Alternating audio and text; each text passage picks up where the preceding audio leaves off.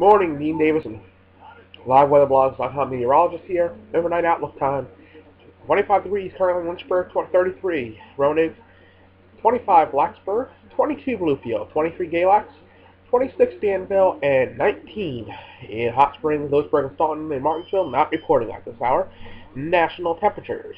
29 in Boston, 35 in Washington, and in the 30s also in Philadelphia. Unfortunately, a tough loss tonight for the Philadelphia Eagles.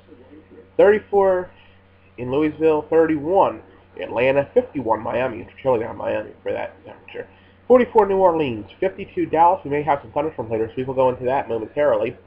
34 Kansas City, 24 Minneapolis, 25 Santa Fe, 34 Salt Lake City, 39 Seattle, and 56 in LAX at Los Angeles. Current satellite image, you see the next storm moving into up here in the Intermountain West and the West Coast. So heavy snow happening, a couple feet in parts of the higher elevations of California, and we have some storms possibly going to be being produced here in the Midwest, where we may have some severe weather over the next 2 days. And we'll go into that in just a moment. All right, we're starting with the possibility of tornadic activity, actually, believe it or not, along the Gulf Coast. Some rotation in the storms. There's a slight risk out. They're going to be very isolated in nature, but they can occur. Hail also 5 percentile, wind a 5 percentile. So it's low chance it's happening, but because of the way that it's setting up, we can get some rotation in these storms, which may cause tornadoes. Now, for the next 2 days, the day after that would be farther up here in Arkansas, Oklahoma, and Texas. Alrighty.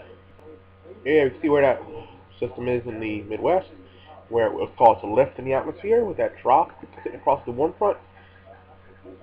And that concludes on the Wednesday. You get heavy wintry precipitation here in the western United States and in the Mountain West. And that'll just continue to pump in as the high pressure is starting to pump in the warm air and some moisture up towards Roanoke in the area by Saturday. And I'm telling you what, we're going to get warm. We're talking about near 60 degrees warm by Friday and Saturday here in the Roanoke Valley, and that's 50s and 60s to be pushing up towards Philadelphia, which cannot be too good with the 2 feet of snow on the ground. We don't need we don't need rain on top of a very quick melt off, because that can cause some flooding. We went into that well before the blizzard that occurred. And if that did happen, that could be an issue, because we have this warm up that's occurring. You see this return flow in front of this cold front really kicks in.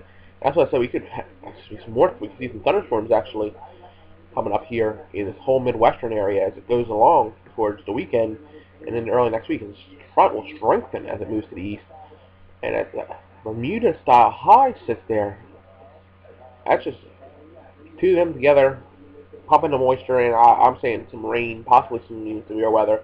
And then we got a really deep high pressure gets into Texas and the Midwest. The next low tries to move in to the western United States beginning of next week, but this high will become very big and blocky, continuing to keep us on an above average time as we go along through day 7. This high is going to sit in the southeast, like I said, block us pretty nice, keep the warm air in place. We're going to be seasonal or above average this next week or week and a half as we go along before we get a shot of cold air.